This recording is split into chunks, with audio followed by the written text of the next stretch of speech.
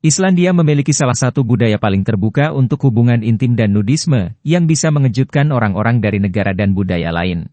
Dan sebaliknya hal ini juga mengejutkan bagi orang Islandia, bahwa orang-orang dari negara lain merasa risih untuk menunjukkan diri mereka telanjang, atau melakukan hubungan sporadis. Bagi pria dan wanita Islandia berbicara tentang seksualitas adalah hal yang normal dan dilakukan secara terbuka. Sederhananya dalam budaya Islandia hubungan intim dan nudisme dipandang sebagai sesuatu yang wajar, dan mereka tidak malu untuk mengungkapkannya.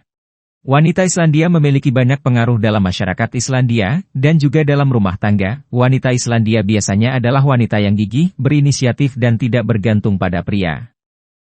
Saat ini Islandia dikenal sebagai tujuan wisata untuk menikmati pemandangan alamnya yang mengesankan dan aneh, gunung berapi, gletser, kuda, puffin, domba, dan tidak diragukan lagi ini adalah salah satu negara yang paling indah dan mengesankan.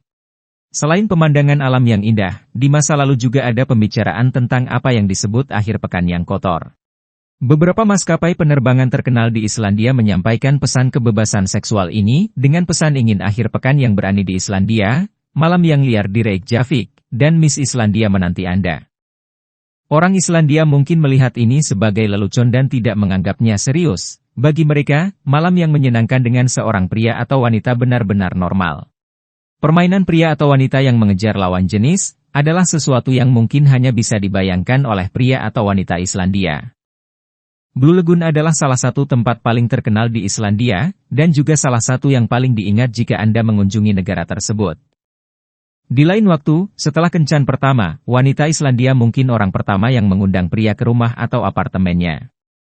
Di Islandia wanita memiliki banyak inisiatif, wajar jika melihat seorang wanita yang menjalankan bisnis keluarga, sementara suaminya mengambil peran sekunder, dan dalam tim kerja mereka bisa memiliki status yang sama atau menjadi orang yang paling bertanggung jawab.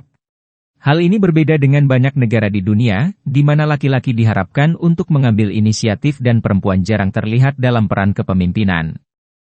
Di Amerika Serikat, Meksiko, negara Eropa dan Asia lainnya, ada aturan tidak tertulis tertentu tentang kencan dan hubungan intim. Biasanya mereka terlebih dahulu pergi berkencan beberapa kali sebelum menjalin hubungan intim. Keyakinan budaya, adat istiadat, dan sejarah adalah hal yang mempengaruhi kebebasan seksual di Islandia. Dalam sejarah Islandia, kesetaraan antara perempuan dan laki-laki dan keterbukaan dalam seksualitas sudah ada sejak pemukim pertamanya.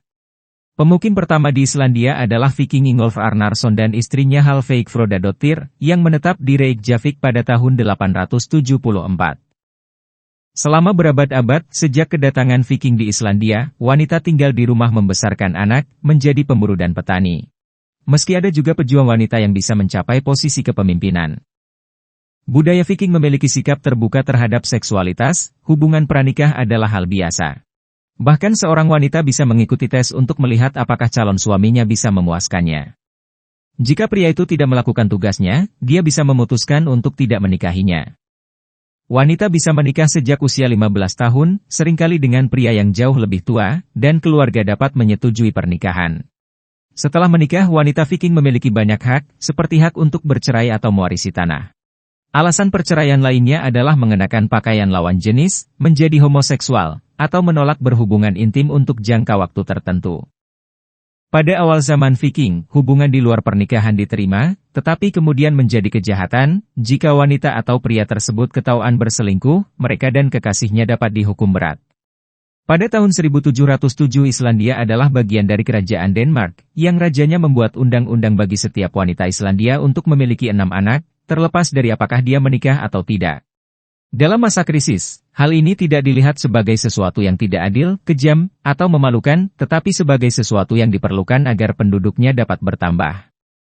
Sejarah Islandia ini dan pengaruh budaya lainnya, membuat pandangan bahwa tidak adanya kencan sebelum melakukan hubungan duniawi, dan jangan berharap cinta dan hubungan yang romantis menjadi sesuatu yang terjadi di Islandia. Seperti yang terjadi di negara lain, tidak ada namanya pacaran, tetapi niat adalah jauh lebih penting. Sebab itu wanita Viking selalu melakukan hubungan pranikah untuk memilih suami mereka. Soal kepercayaan, di Islandia tidak diyakini hanya pria yang selalu ingin berhubungan intim, dianggap normal dan dapat diterima, jika wanita juga tahu bagaimana meminta secara tegas, apa yang mereka inginkan. Pria dari negara lain dapat merasa terintimidasi oleh inisiatif dan ketegasan wanita Islandia, yang tidak takut untuk meminta apa yang mereka inginkan, memiliki inisiatif dan tidak merasa malu untuk merasakan keinginan. Oleh karena itu, perasaan malu perempuan karena mengungkapkan niat seksual tidak ada di Islandia.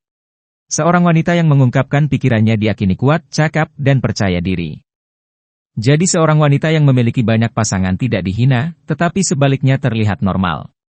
Orang Islandia tidak mengidealkan cinta dan tidak terlalu mempraktikkan cinta romantis, bukan karena orang Islandia kurang emosi, karena prioritas pada hubungan ini, dan tidak terlalu banyak pada cinta dan jatuh cinta.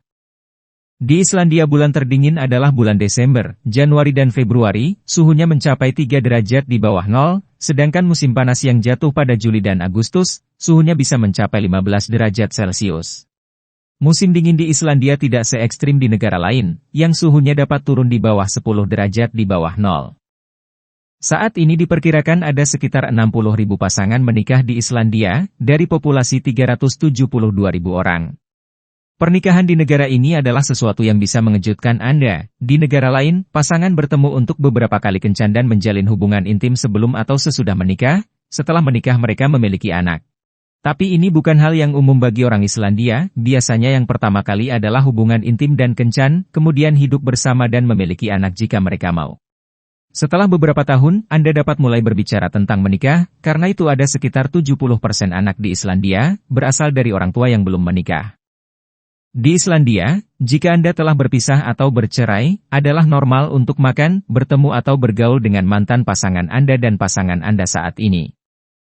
Hal lainnya yang juga dapat menyebabkan kejutan budaya bagi Anda, adalah ketelanjangan di Islandia.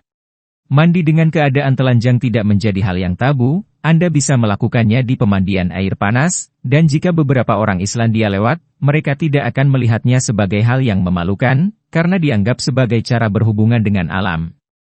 Baju renang adalah wajib di kolam renang umum, meski hanya bagian bawahnya, wanita tidak diharuskan secara hukum untuk mengenakan atasan bikini. Tempat di mana Anda paling sering melihat ketelanjangan adalah di kamar mandi spa atau kolam renang umum, tetapi perlu diingat, ini adalah aturan tidak tertulis agar jangan melihat bagian pribadi. Karena populasi Islandia relatif kecil, ada sistem untuk mengetahui apakah dua orang yang tertarik untuk memiliki anak atau berkencan bukan berasal dari keturunan yang sama. Dengan cara ini, anak-anak di masa depan dapat terhindar dari masalah karena penyakit genetik. Saat makan atau minum di bar, wanita Islandia berinisiatif membayar bagiannya atau dia dapat memutuskan untuk membayar seluruh tagihan. Islandia adalah salah satu tempat terbaik di dunia untuk menjadi seorang wanita, hampir 90% wanitanya memiliki pekerjaan. Vigdis Finnbogadottir adalah wanita pertama yang terpilih sebagai Presiden Islandia secara demokratis. Kesetaraan gender yang berasal dari era Viking juga ada dalam undang-undang saat ini. Pada tahun 1850 Islandia menjadi negara pertama di dunia yang memberikan hak waris kepada perempuan yang setara dengan laki-laki. Sejak tahun 2021, pasangan yang memiliki anak mendapat cuti kerja berbayar selama 12 bulan. Setiap orang tua dapat berlibur selama 6 bulan dengan pendapatan 80%, jika mereka memiliki pekerjaan tetap. Jika Anda menghabiskan cukup waktu di Islandia dan berbaur dengan adat setempat, bekerja dan berinteraksi dengan orang Islandia akan berbeda. Dengan begitu Anda akan tahu seperti apa wanita Islandia. Kemandiriannya, keputusannya dan mereka tidak takut berbicara tentang seksualitas atau apa yang mereka inginkan. Jika Anda pernah mengunjungi Islandia, tinggalkan komentar Anda agar semakin banyak orang mengenal negara ini. Terima kasih sudah menonton, jika Anda menyukai video kami jangan lupa subscribe dan aktifkan tombol notifikasi, agar tidak ketinggalan video kami yang terbaru.